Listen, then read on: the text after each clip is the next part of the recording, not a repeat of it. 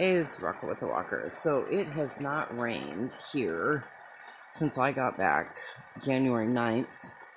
It rained maybe a sprinkle, and we have been dying for water. You can get water, it's like 330 for 4,000 gallons, but they can't deliver it. There's people carrying around 250-gallon tanks in the back of their vehicles offering $50 deliveries in Puna. So, I mean, yeah, it's gotten very cutthroat around here because without water in this giant tank right here, this catchment, you can't take a shower. You can't flush the toilet, you know? So the fact that it is pouring rain makes me so happy. So we should just enjoy it for a minute.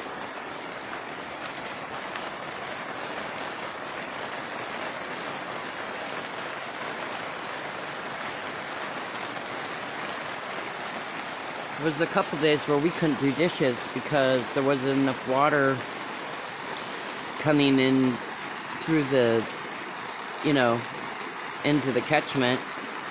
And this is how we collect water, you know.